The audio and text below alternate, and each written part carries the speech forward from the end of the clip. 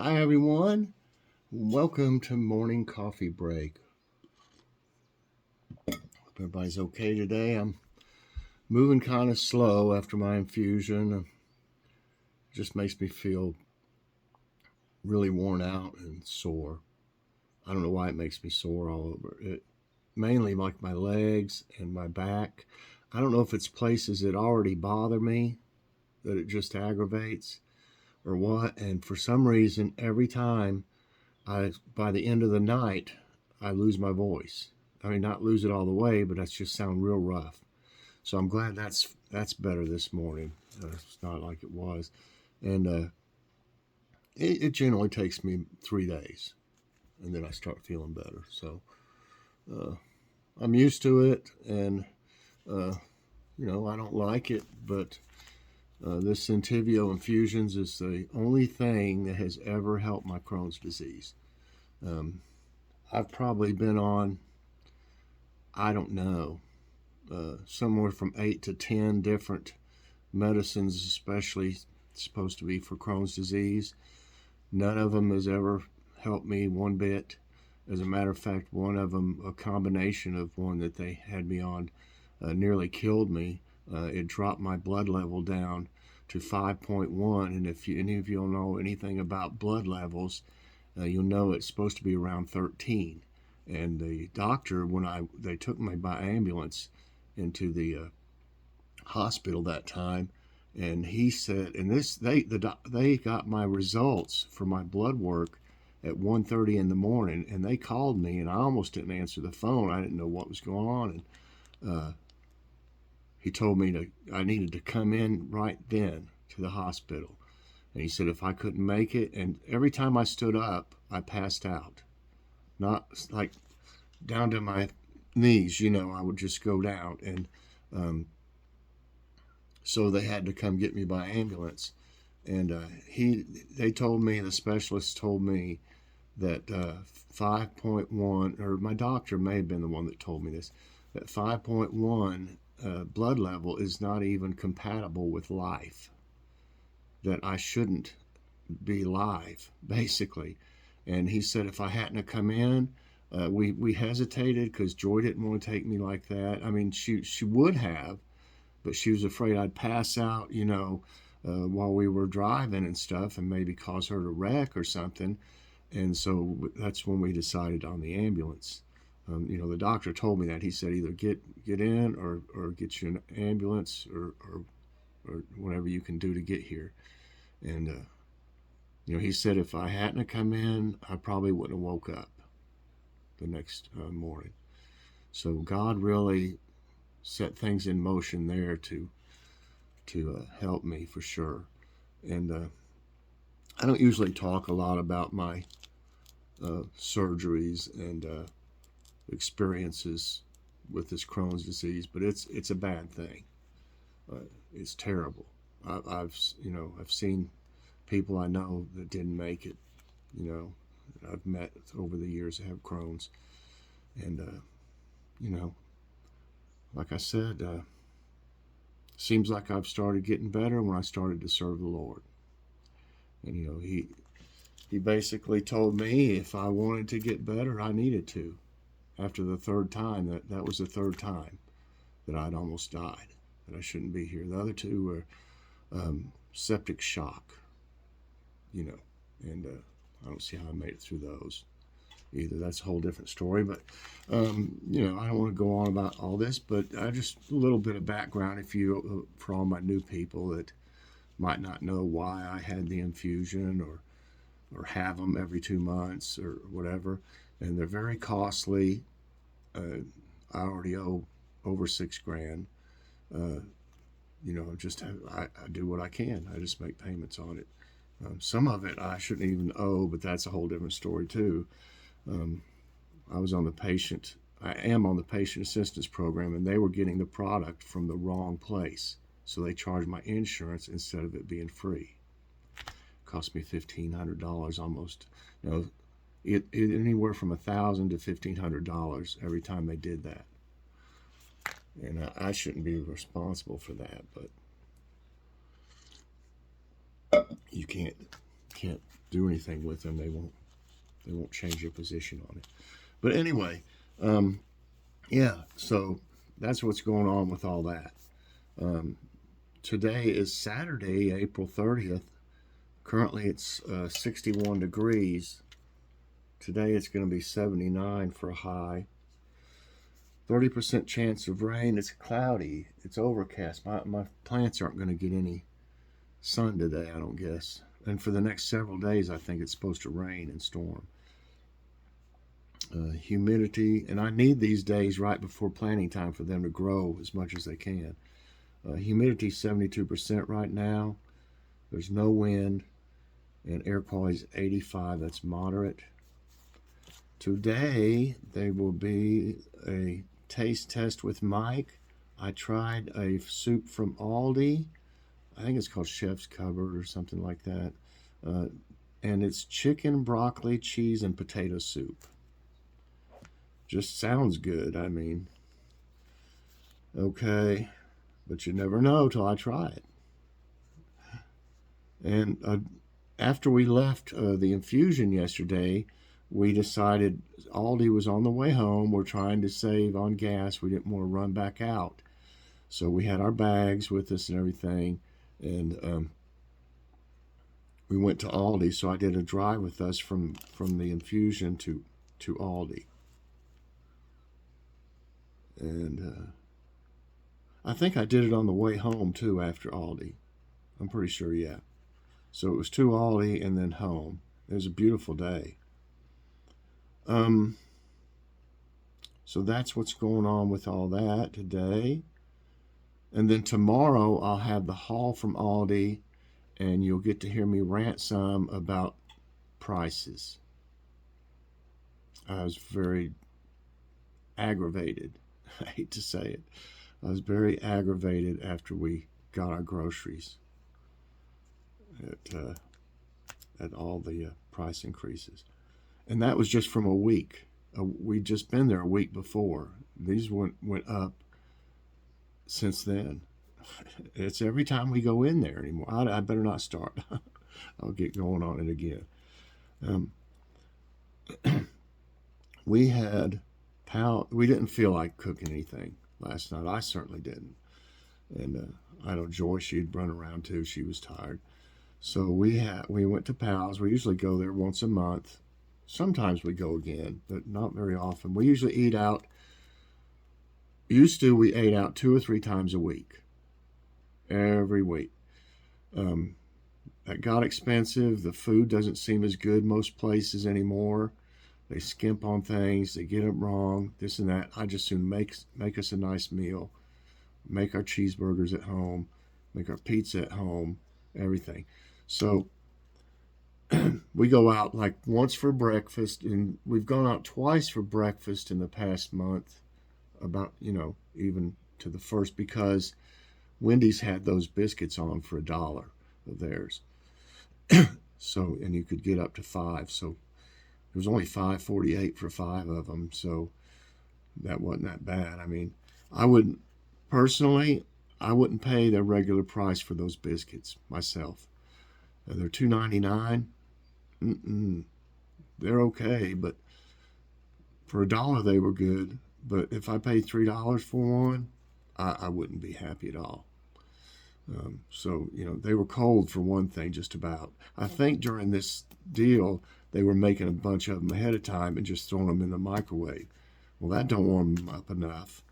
And by the time you get home, they were cold. I've had to microwave them, but I was so hungry yesterday, I said, I'm not microwaving it. I'm going to eat it like it is.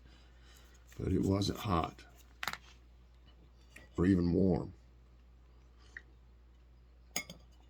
I'm not for sure what I'm fixing tonight. We've got some hoagie rolls, sub rolls that we need to use. We bought some more because we're going to have Phillies one night. And I like hot dogs in these rolls. These are the ones we got. These are the ones that's left over. They're from Aldi. They're deli rolls, it says. And they're good with hot dogs, we found out. you can get more stuff on it. You know, with a regular hot dog bun, something on my lens. With a regular hot dog bun, we always like lots of onions and chili and stuff. You take a bite, everything falls off. You know, it's a mess. But with the deli rolls, or hoagie buns, or whatever you want to call them, they got a little room there at top, so it wasn't falling out everywhere, and you weren't trying to pick your onions up, getting your chili on your fingers, this and that. So they worked out really good. And if you might notice I'm getting a little shaky, it does that to me too. It makes me shake some. Can you tell? I'm not doing that. Feels not tingly, but on the tips maybe just a little bit. But it makes me shaky too. I might have to hold on just a minute. Okay, I don't know if this will help or not. I've got some crackers here that they gave me these, and my appointment was at 10 yesterday, and it's been at 11, and it usually takes at least a couple hours. And I was there for lunch, and lunch is free. They bring around a wagon with these lunch boxes. If you've seen my other videos, you've seen them. But I got some crackers and a drink, a Sierra Mist. I never did eat the crackers, but I was too early for lunch, so I made my appointment for 11 next time so I can have some lunch. But I don't know if like I said, I don't know if this will help, if it's the kind of shaking that's because I'm hungry, but I think it's the Entyvio, because it does this every time. So this may not help here. It just really is strong medicine, you know. I don't know if y'all probably had these Lance Toast Cheese.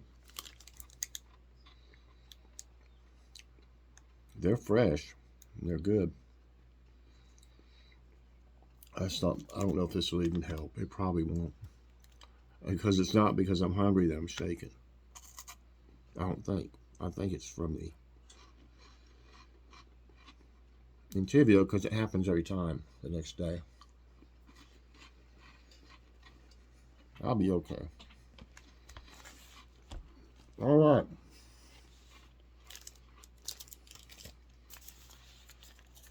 Those are very good. I love Lance crackers.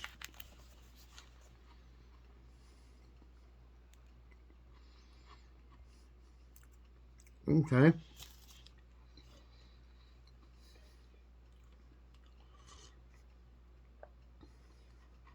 A minute. I use this one for my thumbnail today. I think it's beautiful. These flowers help you celebrate the spring season.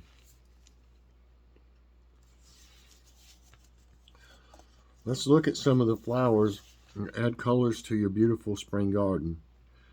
Weigelias, I don't know how to pronounce that, are pretty pink and white trumpet-shaped flowers.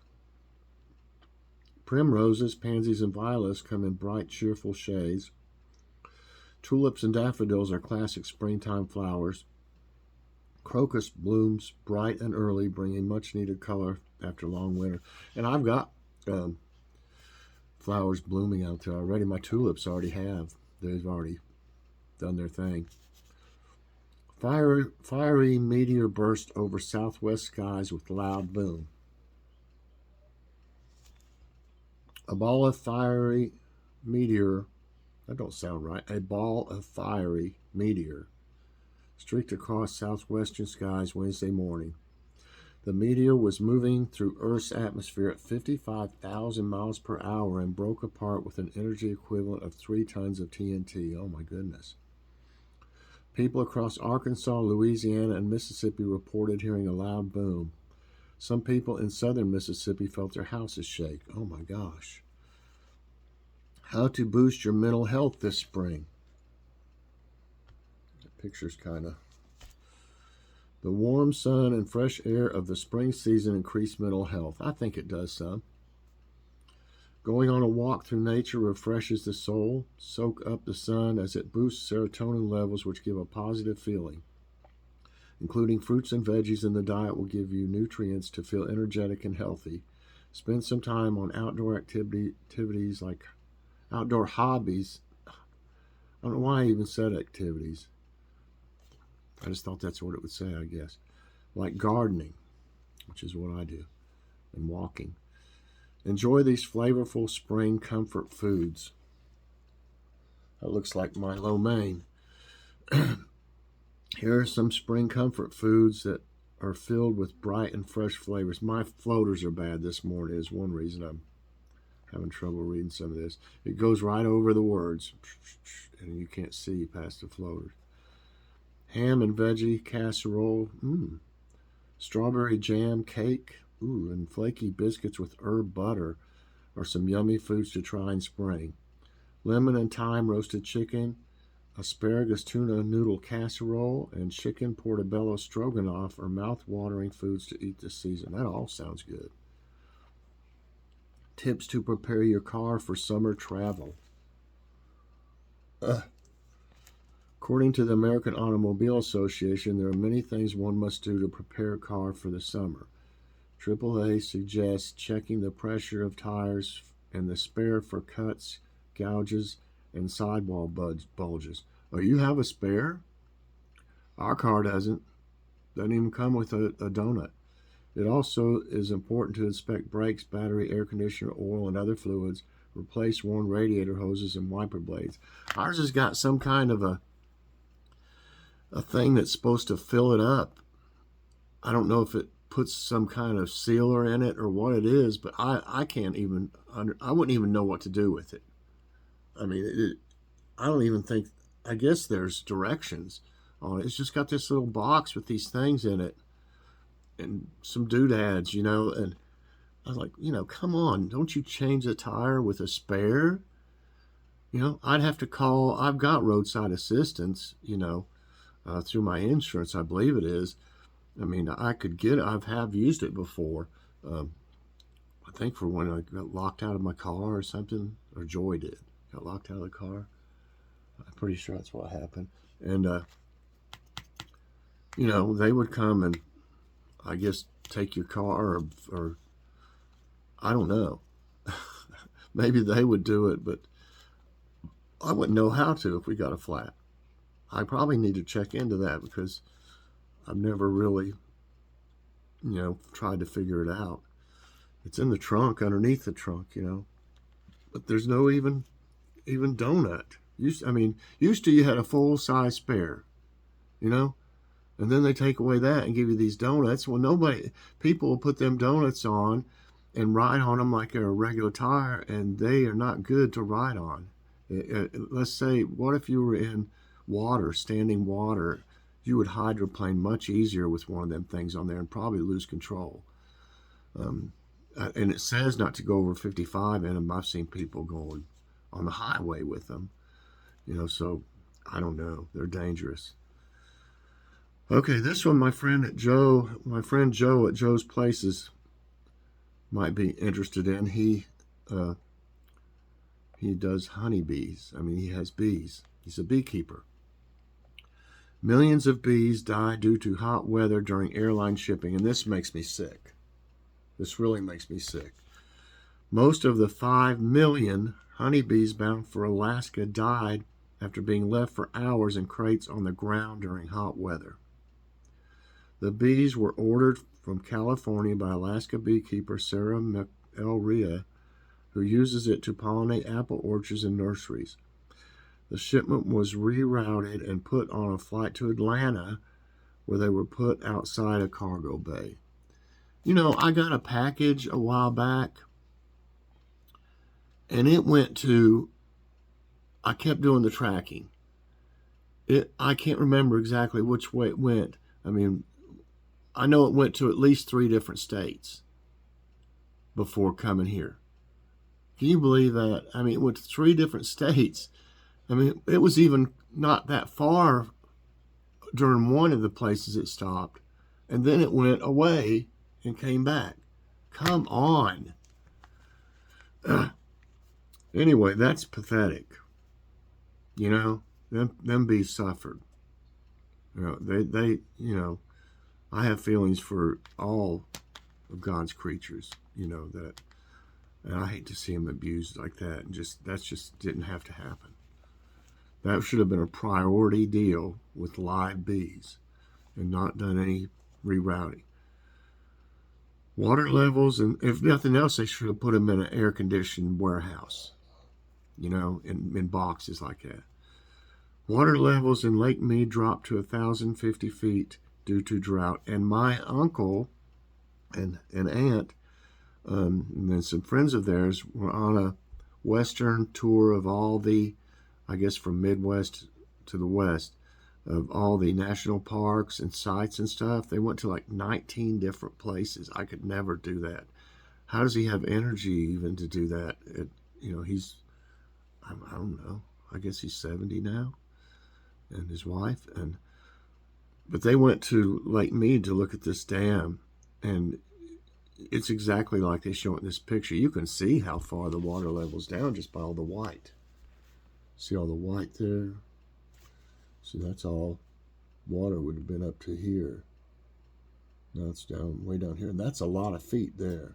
That's a lot. It's taken from kind of far away, Lake Mead, which serves the western states, is the largest human-made reservoir in the U.S. Due to the ongoing mega drought, the water levels here are at just 1,000 feet above sea level, down from a maximum level of 1,299 feet. So that's a good 249 feet. It's down. See that? So it looks like more than, like I said, than it looks. This is the lowest level since 1971 and has revealed the original water intake valve for the first time since installation. Wow. Wildfire exposure causes deadly respiratory illness in horses. Experts have identified the illness which is causing respiratory issues in horses at Colorado's land management facility in Canyon City as equine influenza. The animals were likely infected due to their exposure to the massive wildfires in western U.S. in 2021. Over 95 horses have died from the disease, while nearly 2,500 have been quarantined. That's awful. What can you do about that in the air, UN report predicts 560 global disasters a year by 2030. The 2022 Global Assessments Report on Disaster Risk Reduction released by the UN predicts 560 disasters per year globally by 2030. Disasters due to human activity will create more dangerous risk, pushing the planet towards existential limits. The cost of disasters has gone from about $70 billion a year in 1990 to over $170 billion a year in 2022. Oh my gosh. On this day, 246 people die from world's deadliest hailstorm. A severe hailstorm struck Moradabad in India's Uttar Pradesh on April 30, 1888. It was the deadliest hailstorm ever recorded, with hail as big as goose eggs, oranges, and cricket balls. At least 246 people and 1,600 cattle and sheep succumbed to the injuries from this hailstorm. The UN added this event to its list of all-time deadly weather events. That's bad. Okay, everybody, that's it for today's tidbits, and that's going to be it for this morning's coffee break. I sure hope you enjoyed it. I ranted a little bit, so got to do that sometimes, get things off your chest. So anyway, I hope everybody has a great day, and I hope you'll press that like button. Also subscribe if you haven't already, and hit that so you get all my videos as soon as they come out. My good friend Donna from Donna Unboxes is having a live chat tonight at 7. She hasn't had one in a while. I am her moderator, so I will definitely be there for it, and we'll have a good time. So I hope everybody has a great day, and come visit us tonight on Donna's. A lot of people that watch me also watch Donna, and that's probably where they started watching me from, seeing me on there. So thanks so much, everybody, and have a great day, and God bless.